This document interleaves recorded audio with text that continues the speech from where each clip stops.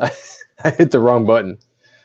I was trying to drop the show banner, and I'm like, hit the wrong button. I was like, yeah, well, oh well.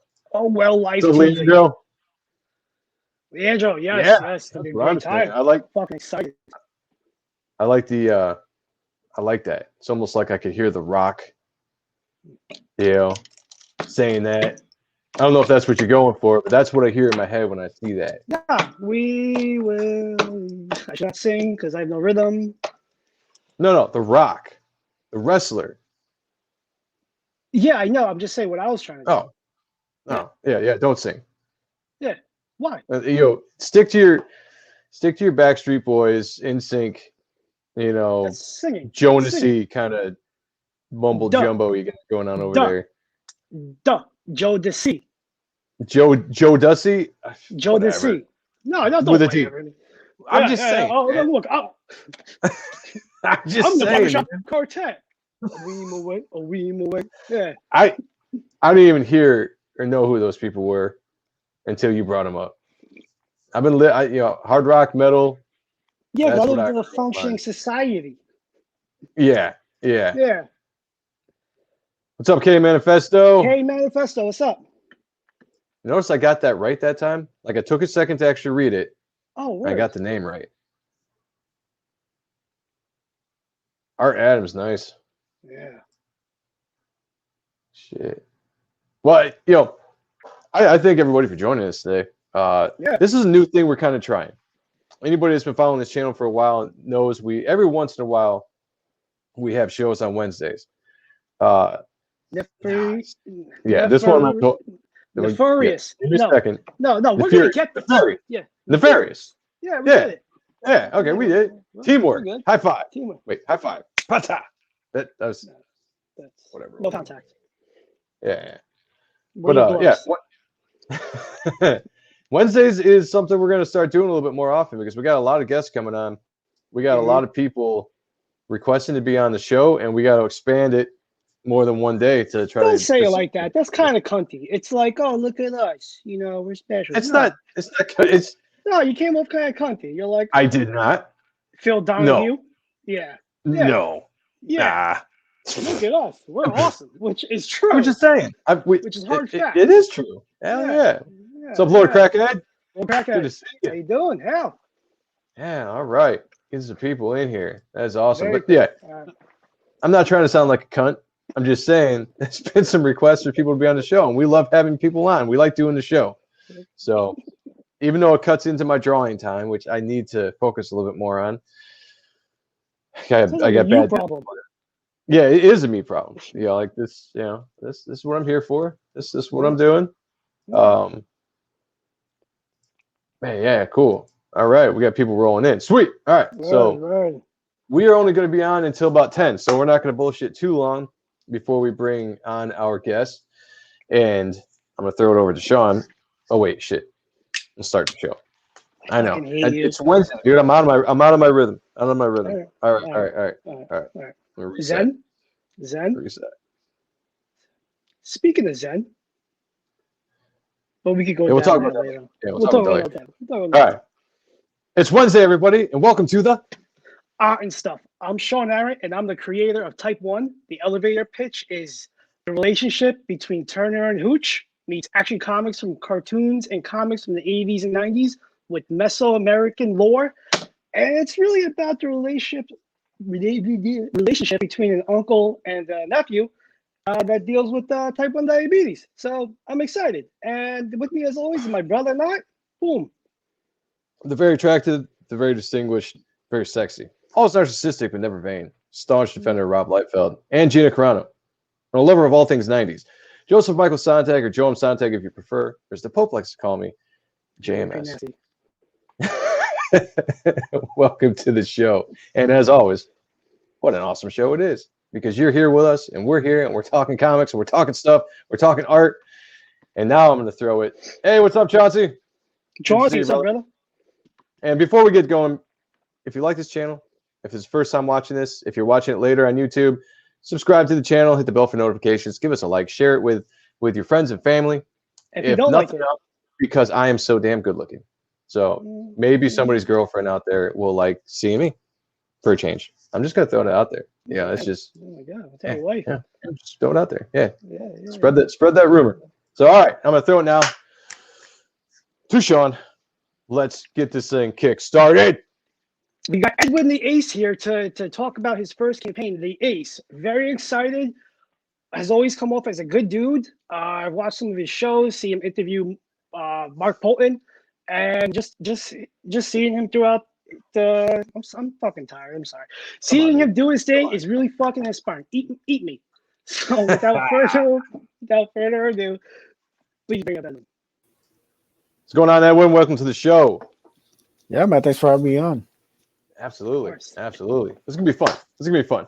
We were talking a little bit before we went live about your project, and it sounds awesome. So I'm really excited to get more into it and have feedback from everybody, and then hopefully we can get a couple more people jumping on the campaign before the hour is over. Sometimes we have good success with that. Sometimes we don't. I like to think tonight's gonna be good. I have this feeling. Yeah, man. I think today is the day. We're, I believe, one backer away from getting to our next stretch goal, which is the 6 a.m. stickers. So, oh man, you hear that, everybody? Who wants to put us over the top? Uno. I'm telling you, we can get at least one backer from this show to knock it over the top and get that stretch goal. I think that's something we can do here. Yes, everybody who's already backed the book will be very thankful. Yeah, it sounds like it. Well, I mean, usually. Yeah, I was just going to say, usually we do this whole origin thing, but let's talk about the campaign. I was actually going to say, let's skip that for right now. Let's bring this up. Let's look at this real quick. There we go. I gotta get to that page. Yeah. Oh shoot! Damn it! I did it again. All right. I got to select the volume if I want to listen to the trailer. Yeah. Every time I gotta hit this tiny little button right there. StreamYard doesn't make it easy on us. I know, I always forget to do that every single time. It's like I figured it'd just be like this automatic thing, but no, of course not. All right, check out this trailer.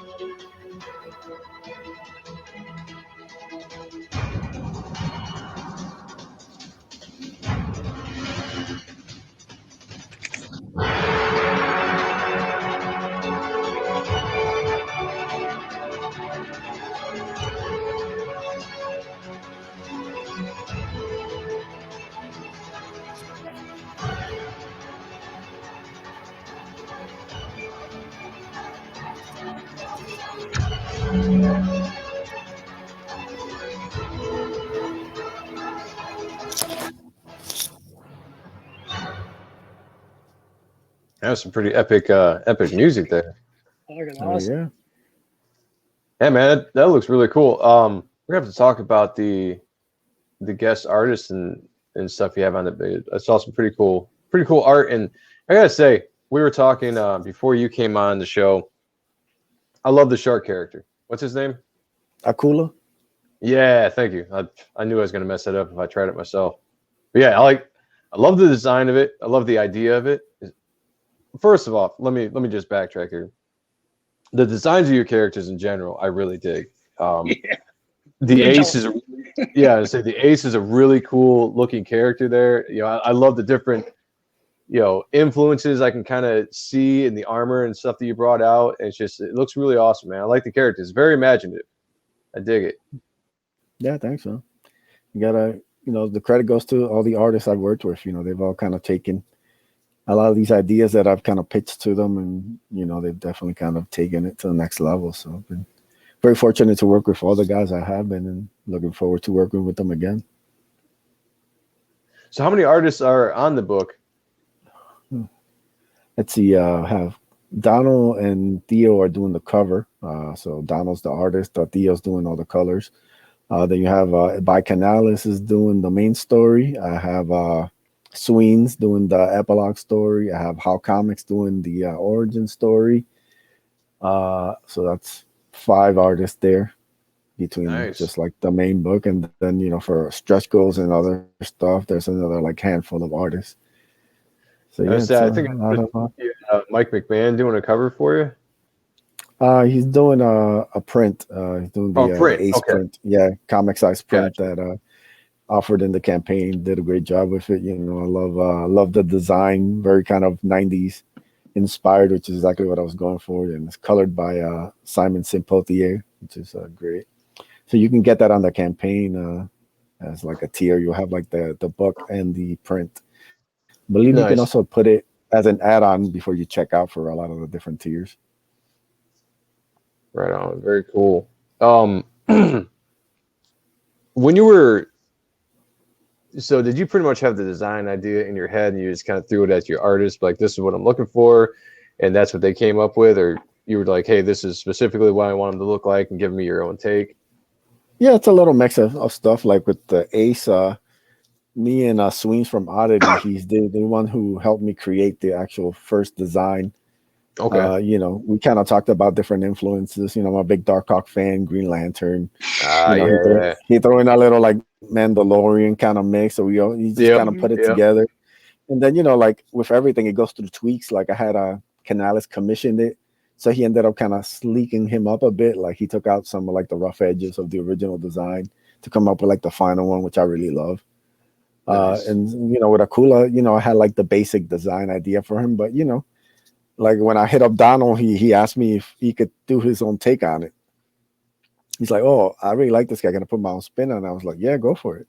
And he kind of came up with that. Like even Canales in the book, the design is different from that. So you kind of let my artists kind of play around with it, as long as they stay to the core of the character. You can play around with different designs and different kind of tweaks and stuff. And basically everything in the book has like a purpose also. So I managed to like fit in different little things so it all kind of makes sense. And that can play with the story too. Collaboration. Oh yeah, definitely. Awesome. It gives you different ideas and different kind of, because I want to touch on different characters' origin stories and different kind of little things. So it gives me different avenues I can go to. What's up, Jasper Plan 9? Good to see you. I don't think I said hi yet. Just want to say that before we moved too much farther. So looking at this campaign, because this is all new to me today, checking this out for the first time. So we got a collage of characters here. So are all these? I'm assuming all these characters are in the first volume. This is a jam piece. This is a poster that we're offering in the campaign. Okay. Yeah, it's the first ever Comicsgate jam piece. You have artist Sweens. You have Joe Ball. You have Passion for Drawing. You have Simon Simpotier, and you have Brandon Diaz, all drawing in this one piece. They each one drew one or more characters on the piece, and so they all came together. Idea. And then Michael Beacon did the colors, and we call ourselves the Hardline. We just like a bunch of like guys and creators. We all hang out and stuff. We're all kind of friends. So we do a YouTube show every Monday at 10 p.m. Eastern on State Comics. So we wanted to do something cool that kind of represent us and our characters and everything we're doing. So we kind of cobbled everything together.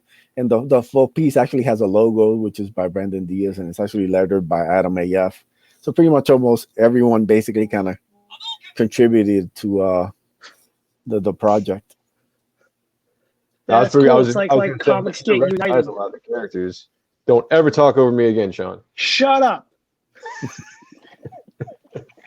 Let me say, I was just going to say, I don't recognize the characters, is why I asked, but there's some cool looking characters in there. Yeah, you have Oddity from Oddity, awesome. Along with the Ace. Then you have Valeria. She's the chick down with the sword on the left hand side. She's from Doom Fate. The chick with the like purple hair on the bottom there, she's from a book, Cyber Shock. You have Magic Cop, obviously next to her. The character in the back with the shield's a new character, Adam A.S. character. He's working on a story for that. You have the giant monster in the back. That's a creature from Death, which Joe Ball is working on.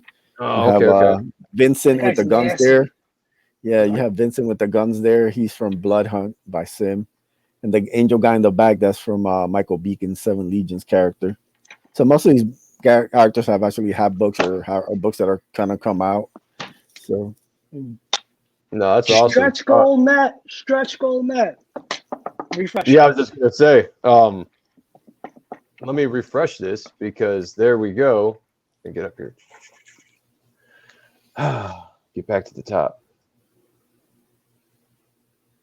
Boom! There we go. Oh, that's awesome, 420. man. Brilliant, everyone. Thank you. That's Thank you, awesome. Nefarious. Good looking out, man. I Nefarious. appreciate it. Thank you, brother. Rock. That's awesome.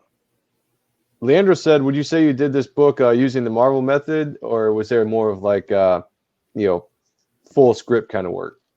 No, there was a full script. I think the epilogue story was a little bit more of the Marvel method. Just because it's kind of like a looser idea. It's not like as much dialogue heavy. It's not as linear as like the main story would be. So you could kind of do more by just kind of playing it out.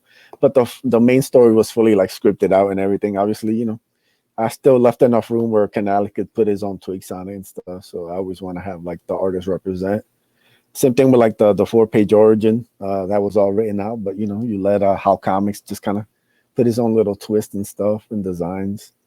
So it's all like a collaboration, especially if I'm a fan of like, I hire these guys because I'm a fan of their work and I want them to like do their thing on it. So that's, if anything has to be tweaked and I need it a certain way, I'll make sure to tell them I need it a certain way. But for the most part, let these guys play around and the end result ends up being better. So yeah, it's always cool to have that really good freedom as an artist to express yourself within the script, and obviously you want to stay true to the story and all that kind of stuff, but it is just to have that little bit of freedom to put your own little flair, your own little touch on stuff. That's awesome. Yeah, you hired them for a reason, like you went to each individuals because of their talents, so it's great that you're open like that.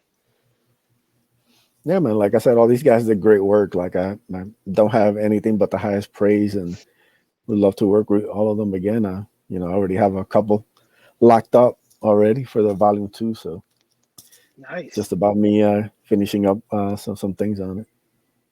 Yeah, and I gotta say, real quick, Paul. I've been talking to Paul a little bit on Facebook, and told him about the show. He said he was going to check out. So really cool to see you here. I appreciate you checking out the show and the subscription. That is badass. Much appreciated. Yeah, man. So that's another one of my Acevedo cousins. Him and Preston. Yeah. Very cool. That's awesome. I'm glad. All right. I'm glad that you just said. I've been trying not to say the last name because I'm if you watch this show, and I say this all the time because it's true, and I want people to understand that I'm horrible at last names. Absolutely horrible, and I butcher people's last names all the time, especially when it's a guest coming on the show. I got to hear them pronounce it first, so I don't butcher it the first time. So that's why I throw everything to Sean, honestly, because if someone's gonna mess up, I'd rather it be Sean messing up than me. So that's Vader, though. I'm glad that you. Yeah, I got to hear it there. You fucking cunt. I know, man. That's how I roll. Leandro said, if you allow the artist some fun and personal interpretation, it becomes a bit personal and enjoyable. Yeah, absolutely. Sure, yeah. That's what's great about collaborating. I do the same thing with my writer. Allowing someone else into my private aspect of my book and just kind of diving into my world and letting them kind of play around a little bit. It's cool. It can only add to the story and add to the fun of it all. True. Yeah. Well, I'm the guy that would butcher your name. I'm telling you, it's It would happen.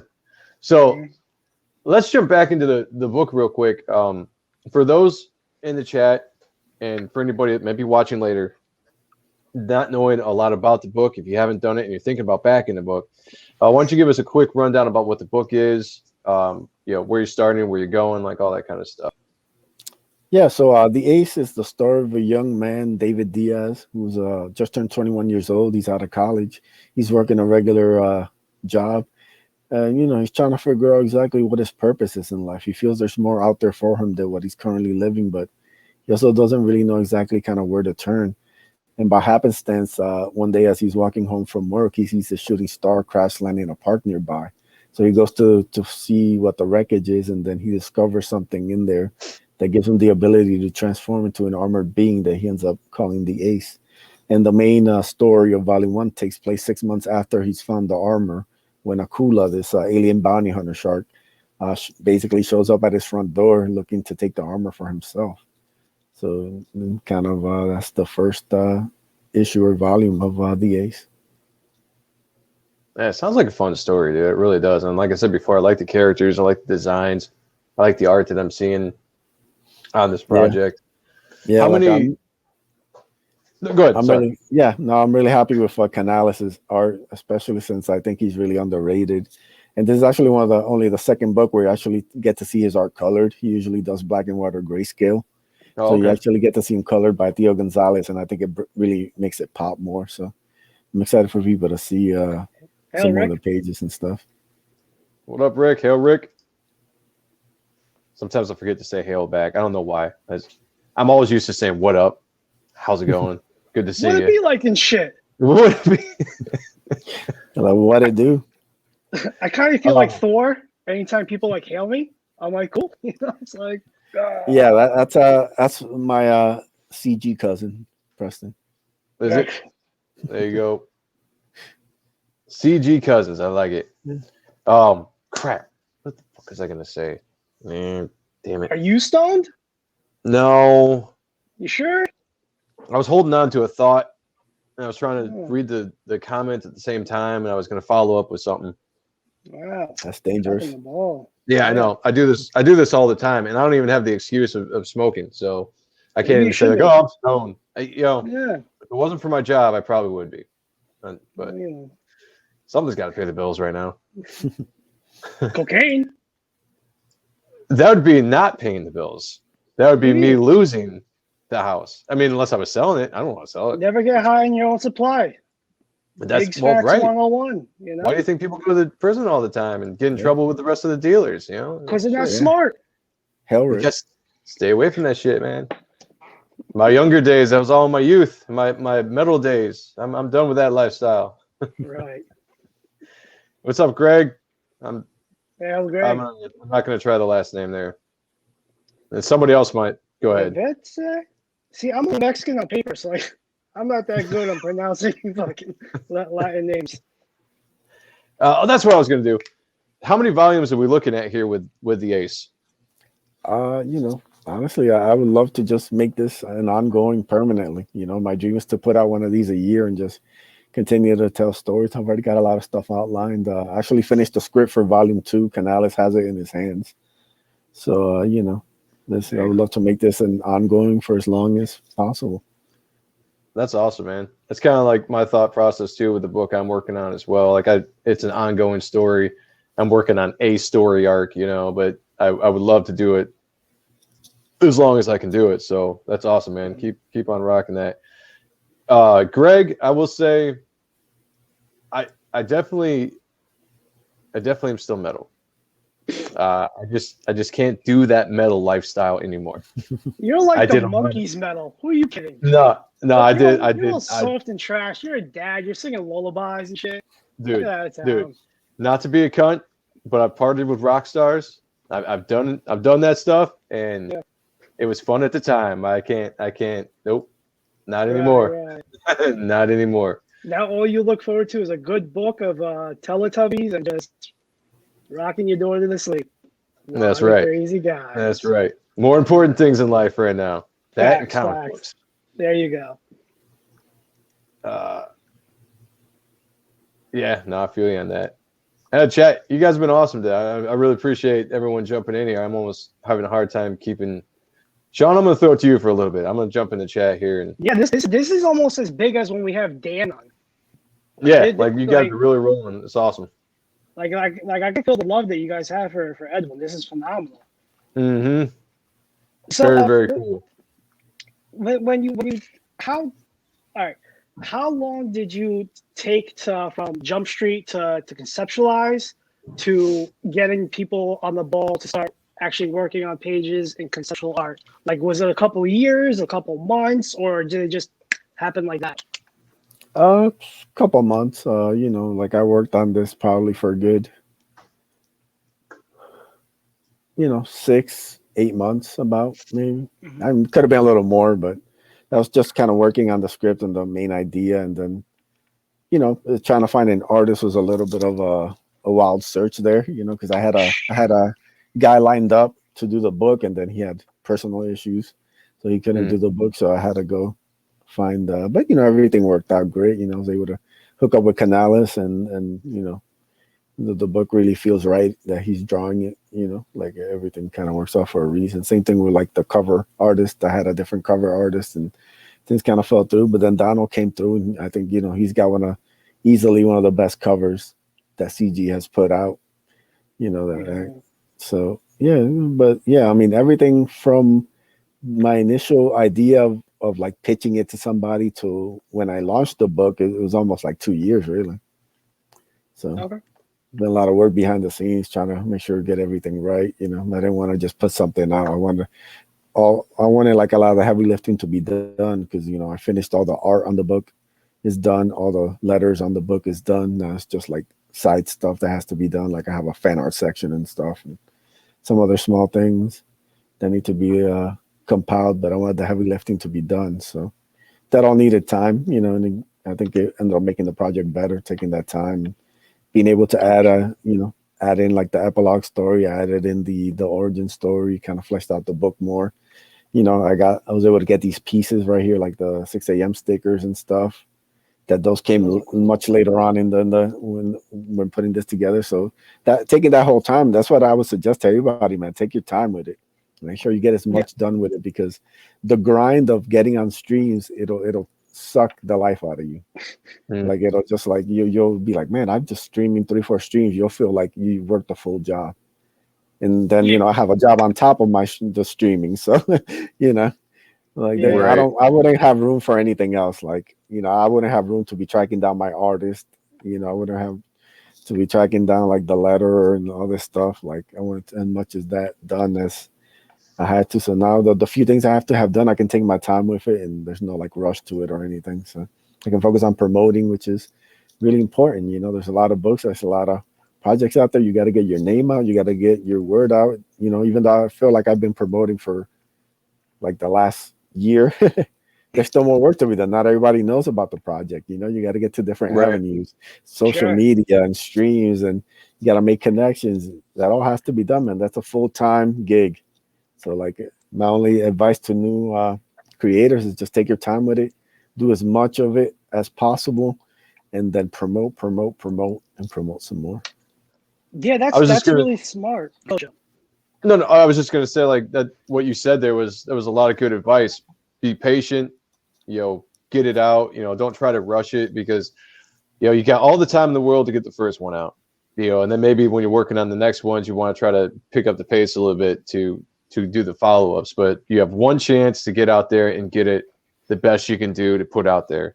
And I think that's great advice. It's something I got in my personal mind. I try to keep in mind as well. Anytime I feel like I'm falling behind on my personal goals of hitting a certain page count at a certain time, when it's just like, well, the whole point is to make sure this book is as best as I can for the first time I present it to anybody. So I'm just hearing you say that, really, it gives me some, it inspires me a little bit to like, just step back a little bit. Because every once in a while I feel like rush. I'm like, all right, I got to do this. We got to roll. We got to launch it this year. I got to get it out this time. I think that's kind of like what you and I have been trying to work behind the scenes. Like we're trying to build up our book, but we want it done before, a good portion of it, before we launch the campaign, because it's first time people going into the crowdfunding. Like you want the people to show that you're reliable, and you want them to know that you can get your shit done. You know, like if they don't know you, whatnot. Because like doing this as opposed to like, let's say like the convention circuit, I may know people from commissions and this yada yada yada, but this is a different avenue in Beast. So like you want their trust. You want the supporters to know that you're not going to fuck them over. Like some people, but you know, that's me. I'm gonna throw this out there that we definitely need to get this thing up to the $5,000 stretch goal so we can get the Jim O'Reilly print. Jim O'Reilly is awesome, and that was super killer right there, man. The Kaiju print's sick, man. Like that image doesn't do it so justice. Cool. Like beautiful colors by Theo Gonzalez. So you know that'll be something we unlock. It'll be a nice comic size print. The full image is beautiful. I call that a little bit of a sneak peek into something that could be coming down the road. You know, wanted to give a little teaser for people. I like it. Yeah, Jim. I like Jim's work, and yeah, that's killer. That's very sick. Very cool. Yeah, and then you know the last one is a little sexy print right there. You know, I've always believed in giving the people what they want. So you know, ass titty. I was just gonna say, gotta have a little ass titty. That's for damn sure. Always. Yeah, but up next is actually the other two 6 a.m. stickers. He was cool enough to do 4 for me. So in the next set is the Angelique, and then you have like that Mike McMahon version of the Ace. Kind of the red and blue kind of colors with the kind of rocket launcher on the shoulder. Yeah, so 6 a.m. is awesome. He does great work.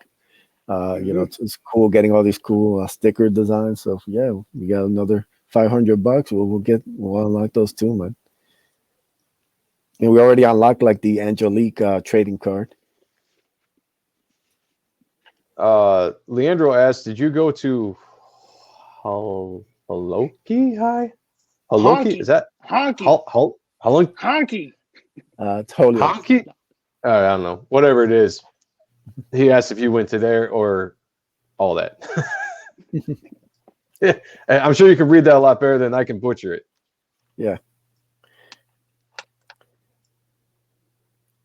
Ass titty, absolutely. That's the best saying in the world. Yeah. I also suck tits and ass was a good way of saying it, but you know, ass titty, I like that too. Yeah. Well, guys, I mean, chat's been fun. You put me to work today, which doesn't always happen, but I'm always appreciated that I have to put that much work into making sure I can get everybody's comments up there because we like to have everybody part of the show. That's what we're all about here. I like seeing Joe work, but Edwin, what would you mind going over like your origin of like what brought you to be a geek? Like what made you like comics and all that? Yeah, you know, I discovered comics probably a couple of years after I came to the States from Puerto Rico. So you know, they really kind of helped me very early on. I discovered like the first issue was like issue Spider-Man. It was like the Foes of Spider-Man, something like that. It was like you know, it was like the 4th issue of like Deadly Foes of Spider-Man, I believe. Like it was actually the 4th issue. So I came in right at the end. I had no idea who any of these characters were or anything. Like you know, like my English wasn't I couldn't really read the thing. So, you know, and then I discovered X-Men, Uncanny X-Men. I believe it was 283. It's the one with Bishop and Storm on the cover by Westport. Yeah. So after that, I was hooked, man. And I guess I would say like that, you know, getting those issues and kind of that wanting to find out what was being said in this comic really helped my English, like me picking up English more because I really wanted to know what these comic books were saying and stuff. So you know, I was taking like bilingual classes. Then I ended up switching to like regular just English classes and trying to get my vocabulary so I can read and understand all these books.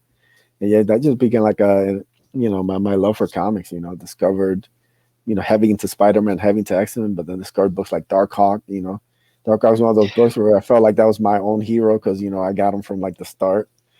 So it was stuff like that, man. It was really just, you know, the place that I got my comics at didn't have the biggest collection, but they did get like a lot of the big ones. You know, they always got like the X-Men books, they got the Spider-Man books, then they'd have like a couple fringe ones.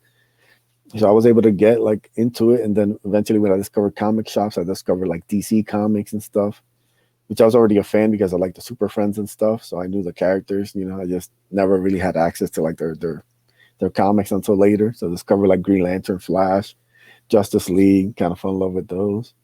And yeah, for the most part, aside from like a couple of years there in like the early 2000s, I've pretty much always been picking up and collecting comics.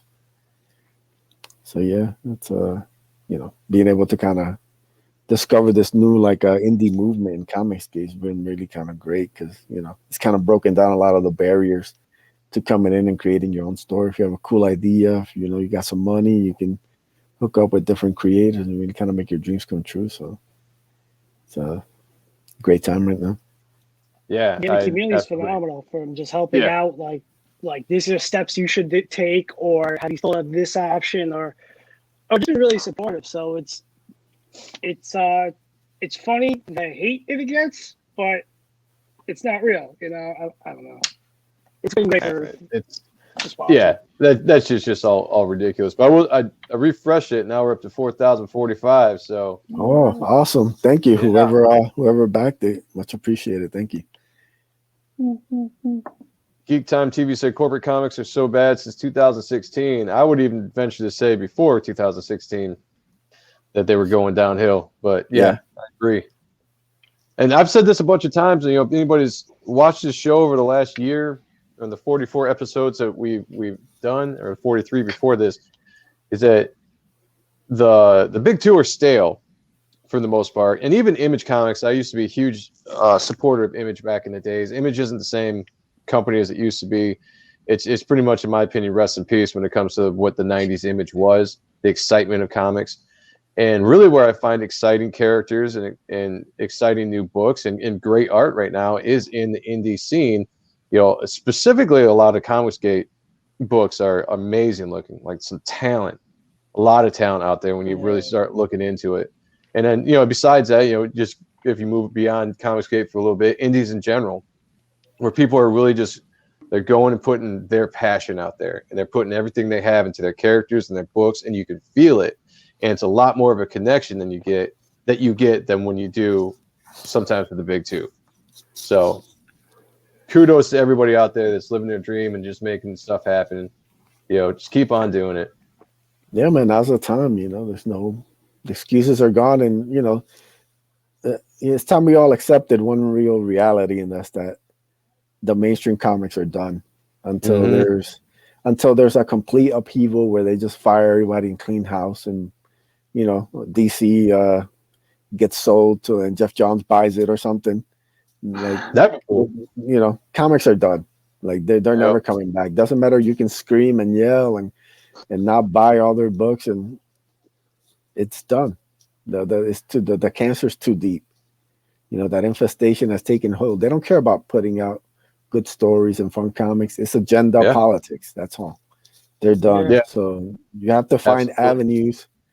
Like I said, this whole indie movement, Comicsgate, whatever you want to call it, people are putting their heart and soul in this. Like, I can only speak for me and guys like in the hard line, like, guys like Phil Diaz, this young kid in his 20s and his brother creating whole universes. They created the first ever successful anthology in the Lost Pages, a great book. I think it might be the best book CG has put out, in my opinion. And I back a lot of books, the quality of it, the artist, the stories. Like, these guys are putting out great work that, these guys would get snatched up by an Image like that back in the days. But there's none of that now. These guys, they won't get a sniff from anybody because, they don't play the game. They are, man. Like, these guys. Yeah. And they have even cooler stuff coming down the pike, man. Magic Tattoo's going to be even better than the first one was. This is where the movement is right now. It's just like in those, like, mid, like 92 to 97. There's like a 5-year run, man, where every company was putting out cool books. Doesn't matter what company you followed. Anytime you went to the comic shop, you didn't have enough money, even though they were cheaper back then. You'd walk out with like a dozen books from different companies, and they would all have quality stuff in them. That's what this indie movement is now. Now you have people from all walks of life putting out great, great comics, but the mainstream is done, and people need to accept that and act accordingly. You know, I made my peace with that a couple of years ago, and so that's why I've gone all in into supporting as many books as I have. You know, I had to do the same thing, and I held on to the hope for a long time, just because, you know, of what comics meant to me when I was younger, and just, you know, what I thought the industry was. But just seeing the people that have infiltrated the industry, the same thing like you said with TV and movies and all that kind of stuff. You know, the people that are infecting the entertainment system in general, they have a pretty clear plan of what they're trying to do, and they're just killing everything. And if you want, yeah, your old heroes, you know, your childhood that you grew up on, that doesn't really exist anymore. You can still love all the back issues and the stuff that was awesome back in the day. You know, that will never disappear. So thank God for that. But now it's pretty much rest in peace. You know, they come out with a new book, maybe the art looks good, and you start reading about the story or what they want to do with a character, and it's just trash. You know, it's pandering trash. Like, I think Geek Time TV, you know, said it. You know, it's just pandering political, you know, feminism bullshit. And I'm all for powerful women in comics, you know, but there's a political ideology that they're trying to shove down our throats right now in all entertainment. And so get away from that shit. Get away from it. Do your own stuff. Because the worst thing, the worst thing about this is it's a false premise. Yeah. Like I said, I told you what comic brought me in. One of the one, it was Uncanny X-Men 283. Bishop and Storm on the cover. Think about that. Yep. Everything that they claim, it was being done in the early 90s. Exactly. You want diversity. Yep. Look at the X-Men Gold and Blue. How much diversity did you have then? It's a false, you know, no strong women. Are you kidding me? I mean, Storm led a group of the most high T men, and nobody looked at her sideways because they knew Storm was badass. Badass or more badass than they were. They all gave her respect. Yeah. It's a completely false premise and idea, this agenda, because they don't know their history.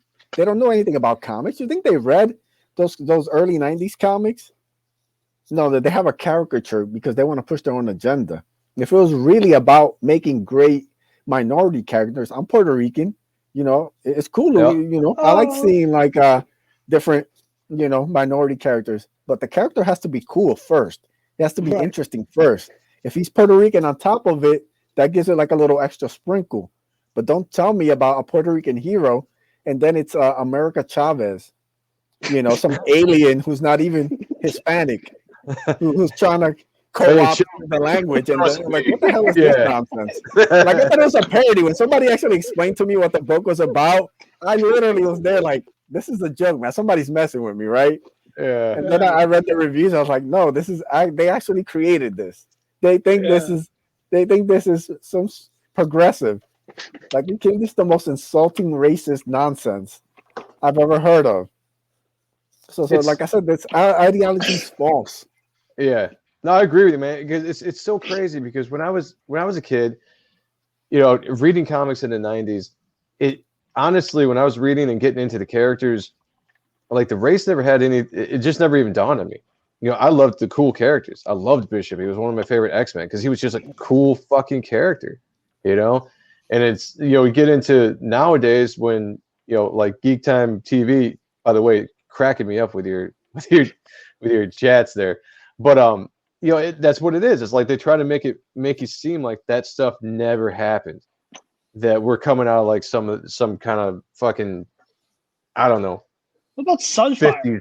Like, well, I mean, just like strong women. Yeah. I mean, on the X-Men alone, you had Jean Grey, Rogue. Yeah, Jean Grey was one of the strongest characters in the Marvel universe. Yeah. All right. Just in the Marvel, not only just the X-Men, but when you're with the Phoenix Power, the Marvel universe, female character, you know, strong woman, you know, Storm, leading men, you know, but it's nothing that was pushed down your throat and said that, oh, she has to be the leader of the men because she's a woman and she has to be a strong woman. It was just, it fit the story. Yeah, Chris Claremont was amazing at putting that stuff in. Storm earned her role. And then nobody ever questioned when she was given leadership. Nobody ever, there's just no fan questioned it. because it made sense. The story setting it up. Storm's the leader. She's badass. She can lead Wolverine. She can lead the X-Men. No issues at all. Nobody batted an eye. Nothing. No controversy. Nothing. So why 20 years later are you drumming up this fake stuff about people? There's no powerful women, and there's no. You're not a comic book fan. I think about what you just said. She kind of controlled Wolverine. That guy is a force of nature. Like, he's an unstoppable force. But this female can be like, no, snap her fingers or bolt the lightning, and he's in check. Like, that's fucking powerful. Yeah. Like, and you got that throughout. Photon, the original Miss Marvel, she led the Avengers. Right. Mm-hmm. Like, strong women. Come on, man. Like, you're not reading comics. You know, you're not reading comics. You're not a comic book fan. You weren't there from the start. You haven't seen these characters evolve and people that love them. I mean, it's breaking my heart how they bastardize Kitty Pryde, one of the most beloved X-Men ever. The sweet, kind, the future of the X-Men, Savior's dream come to life. What they've turned her into, some unlikable, just like a twat, awful person. Yeah. Like, are you kidding me? Like, none of the X-Men have all been made to be the most unlikable dicks. Just like in the history of existence, like just awful people that feel like the bad guys. They feel worse than Magneto was. That's like, these assholes. Like, get the fuck out of here. That's one thing I didn't understand. Like, I was kind of excited for Hickman's run on X-Men because I was like, all right, well, maybe something's going to be new and just whatever. I checked it out, and it was just garbage from the beginning. His story, what he turned the characters into, Jean Grey and Cyclops and Logan getting pegged.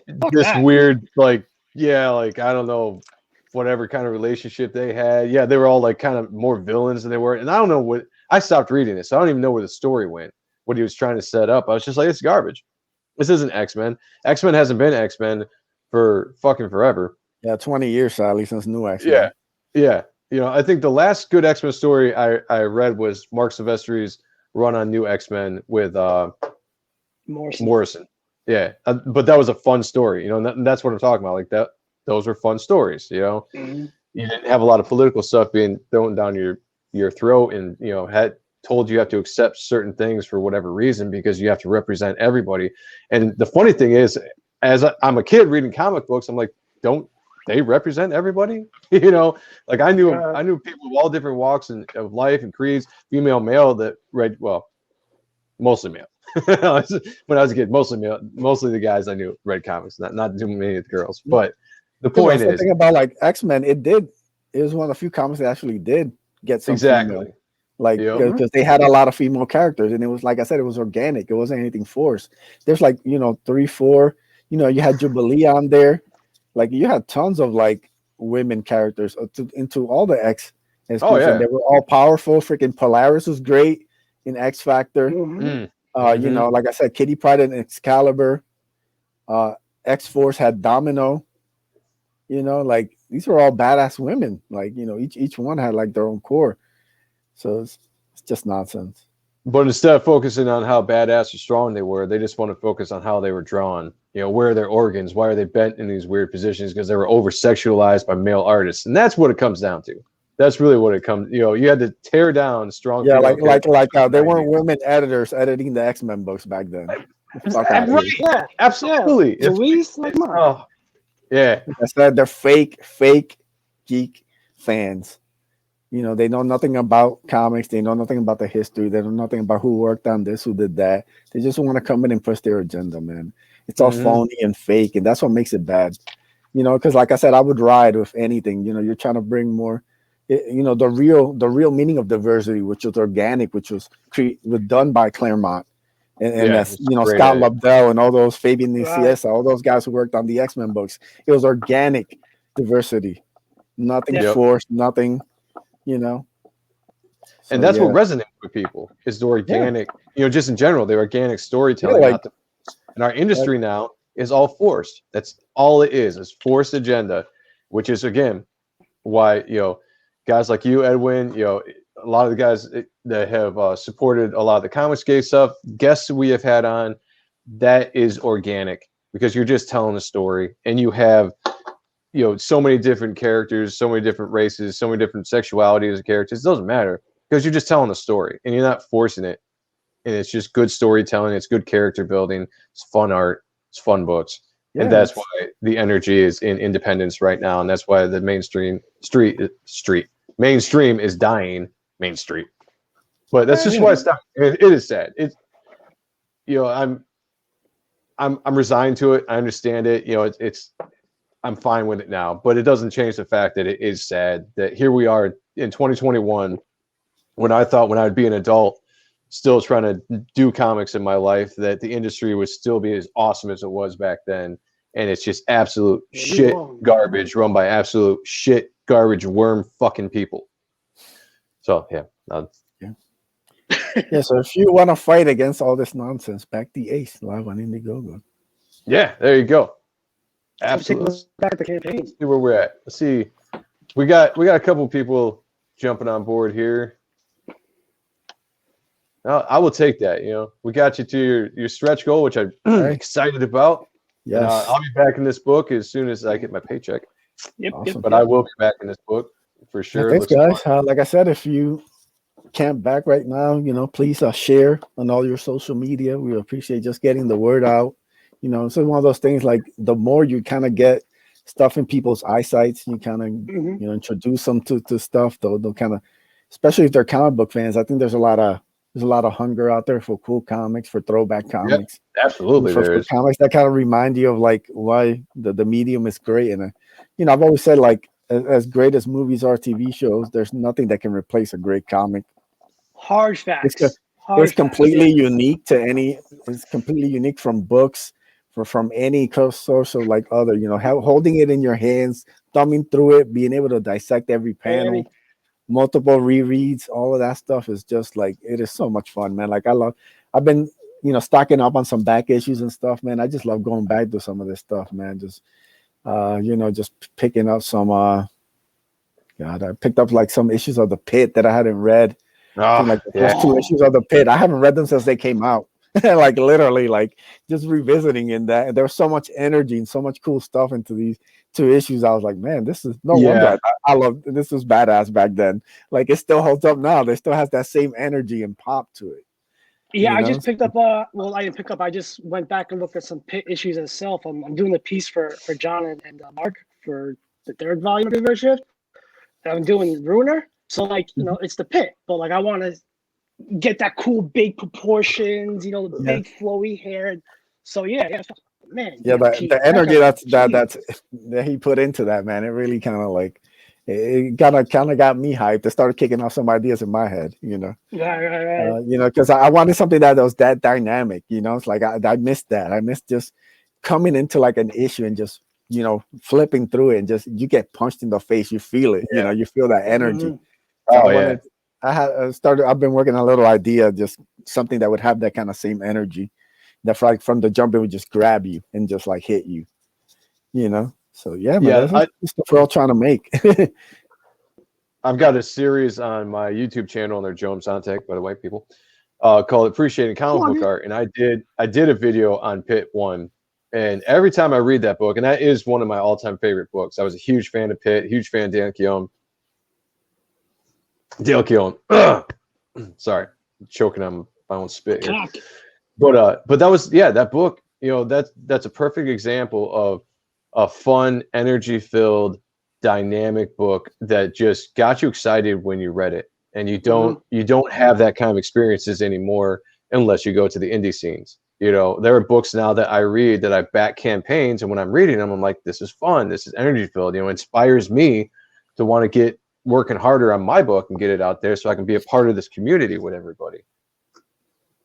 Yeah, and the passion that you're showing, and also Eddie Winkler, when you hear him speak about his project, you're like, holy shit, that's so infectious. Like, I want to get to the board. I want to work on my pages. I want to recraft my story. I want, you know, it's inspiring. I don't think I could not say inspiring enough, but it's fucking awesome. Yeah. Yeah, Dale Keown was a true talent. I did see Heather Anthony got that Shazam tattooed on her.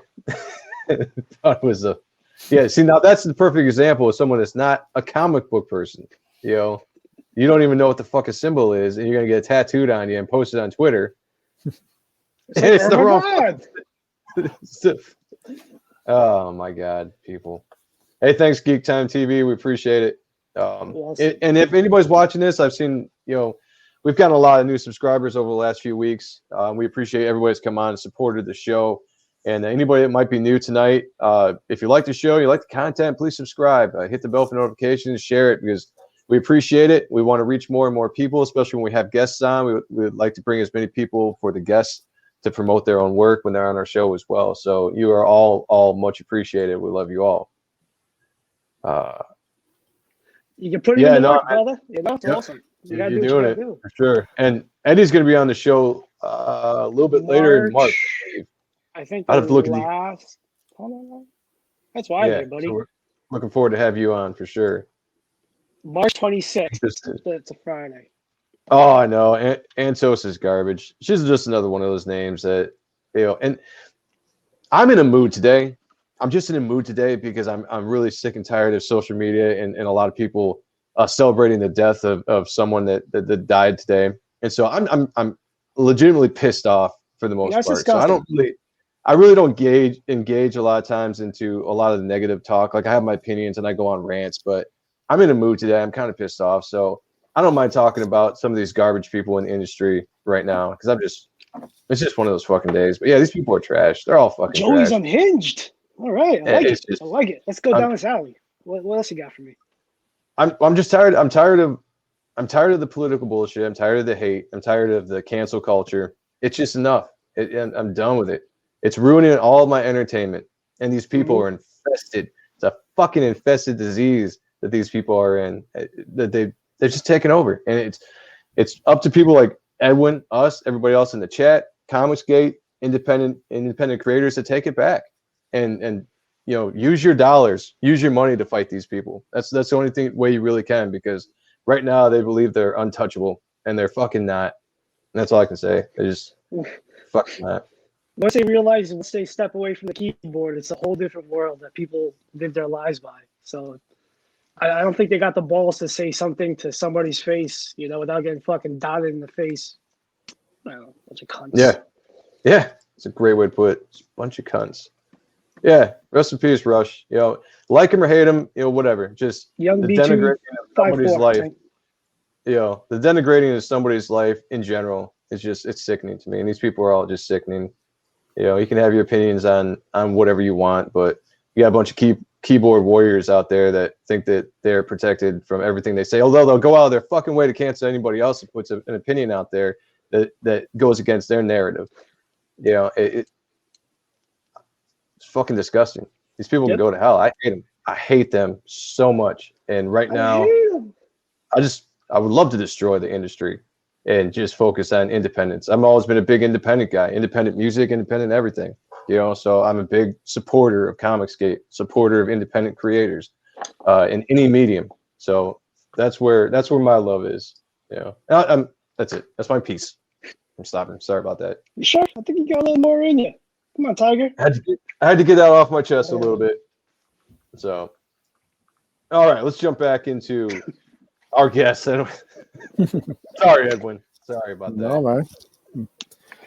Feels the exact same way, man. Like, this is these kind of, talk about really evil, destructive people. Like, there's no other way to put it. You've seen how they try to destroy people's lives. They don't just, want to cancel them or have them lose their job. They really want to destroy people's livelihoods and their whole family and their reputation and everything. It's like they wake up out of bed, I guess, them off. These are sick, deranged individuals, and they're no quarter should be given to them at all. They should be treated the same way how they treat people. Yeah, I'm sorry, Jasper. Yeah, I went on a rant there. Yeah, it's my bad. I don't usually do it. Like I said, it's just I was in the mood today. It's been one of those days. So, all right, guys, we're getting rolling up here on the time, but one more time, if you haven't already, please go and back Ace Volume 1 or The Ace Volume 1. And it's got 13 days left. I would love for this thing to get pushed into the $5,000 stretch goal and get this awesome print by Jim O'Reilly right there. I mean, that thing looks sick as hell. So let's see if we can all collectively do that. Let's share the hell out of this campaign and see if we can get that there. And I'm hoping, or I'm assuming that you'll probably end up going into demand because most everybody does. And I think that's awesome that's one thing I love about Indiegogo is that option to just keep the campaign going because you got a lot of cool stretch goals. And I would like to see you hit them all. Yeah. Also, like for anybody, who I do want to make the poster there, the jam piece, that'll be limited. So it probably won't go past the 60 days. Yeah, so now's the time to, before it goes on demand, it's the time to get it because it probably won't be. Once it goes on demand, it'll probably be off the table. Okay, well, shit. There you go, people. We got 13 days. 13 days to make that happen. So let's hit social media. Let's share it around. And let's get some eyes on it for anybody that hasn't seen it yet because it's a cool project. I love the story behind it. I love the collection of artists you got. And Edwin, you're a cool motherfucker. It's been really fun talking to you tonight. We'll definitely have to have you on again because this was fun. And maybe we'll get you on. We'll do a longer stream than just an hour. But maybe we'll get you on a Friday night where we can kind of go a little bit longer than we can on Wednesdays. Yeah, man, sounds fun. So, well, before we get out of here, I know we talked a bunch about your project, but I'm sure you got a YouTube page and you got other social media pages. Why don't you plug everything that you need to plug where we can find your work and follow you? So you can find me on Twitter at Edwin Aces. I'm also on Minds. It's at Drawing Aces. That's also the name of my YouTube channel. So you can type in Drawing Aces up to that. I do my pimp stream every Friday night, 10 p.m. Eastern. I do a little movie watch along on Sunday nights. So yeah, you can join us for that. And I also have my pro wrestling YouTube channel. It's kind of it's in lockdown right now because of the lockdown, but I still have a lot of cool content on there.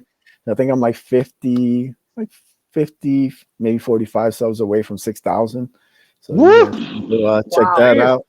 Hopefully once the pandemic gets a little they stop tightening some of the restrictions, I can get back to going to shows and get more content for the channel. But for now, it really helps me out if you guys sub to that. It's called Indie Wrestling Aces. So you just type that in and look that up, sub. Help me get to 6K. Much appreciated. And as always, please back the Ace. If you can't back it or you already have, please share it out. Let everybody know. It's a lot of campaigns and house. Getting the word out is really necessary during this time. So thank you. Yeah, and if we have any mods still in here, if you can find Edwin's channel and post that in here for just anybody that's watching later to go back and find that and sub as well, that would be awesome. I'd appreciate that. Sean, where can we find your work? Everywhere. Awesome. I'm like the clap. I'm a virus. I'm gonna get inside. I'm kidding. Sean Ahrendt. I'm not even stoned. This is so weird. On Twitter, Instagram, YouTube, Facebook. Also on Facebook, Geeks at the Beach. It's the convention I run down here in southern Delaware. We're still working on that with this bullshit we're all dealing with. And what else? What else do I got? Oh, Type 1 coming sometime later this year. There you go. What about you, Joey? You nasty? Yeah, all the social media sites, as everyone knows them. Just type in Joe Sonntag or Joe M. Sonntag, you'll find me. On YouTube, it's Joe M. Sonntag. I have my own channel, like I was saying before. I have a series called Appreciating Comic Book Art, where we just kind of look through books. Pretty much, I take a lot of my favorite artists and we just dive into it, and we just appreciate what it is. The aspect of the awesome art. Sean's been on one of the shows with me. It's been really cool. Check it out. Subscribe to that as well if you get a chance. Again, it's just under Joe M. Sonntag. I'm working on a book right now called Reaper Destroyer, coming out hopefully later this year. I'm working hard on it, and tentatively I'd like to launch it in July, but if I have to push it back, I will. But be on the lookout for that. Let me know when you do, because I'll launch mine on the same day. Right. 1 hour after you. I'll make sure we do that. Yeah. It's a plan. It's a plan. I'm not doing that. That's horrible. I'd just like to say thanks to everybody joining us and being part of the show. We really Hell all the chat. If I didn't say it before, hell, thank you guys. It's always great to show up and see the support. You guys are the lifeblood. You know, I discovered CG through being in the chat. You know, to being and meeting all these amazing people. There's nothing better than the chat. Always, hell. Absolutely. Yeah, and you know, especially over the last few weeks when we've had a lot of people go to bat for us, trying to get us on other streams. Rick, shout out to Rick, got us on Bancroft's stream, and that was real fun for us to be on his show and to interact with his chat. And we know, you know, a bunch of people came over and subbed to us and supporting us now, and that's really cool. Again, yeah, like Edwin said, you know, the chat, that's the lifeblood of these streams. You know, the people watching, the people commenting, and we want you a part of the show. It's no fun to have a show here with none of you. You know, so like you commenting, we'd love to have you on the show. We don't do any of the well, we're not big enough to do any super chats, but even if we were, it's just like comment, we'll throw you up there. You can PayPal us.